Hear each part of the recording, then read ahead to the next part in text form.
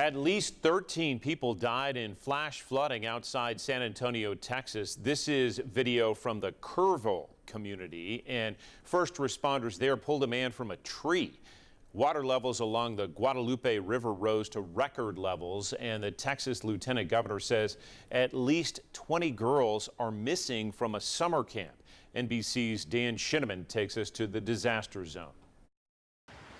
In Kerr County, Texas, heavy rain forced rivers to overflow their banks. This has been a very devastating and deadly flood. The National Weather Service says the Guadalupe River reached heights not seen in decades. Local authorities said the rain overwhelmed the river in just a few hours. This happened very quickly over a very short amount of time that could not be predicted. Those living in the path of the floodwater look for higher, safer ground.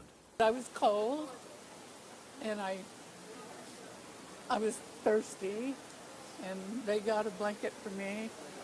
They took good care, got me water.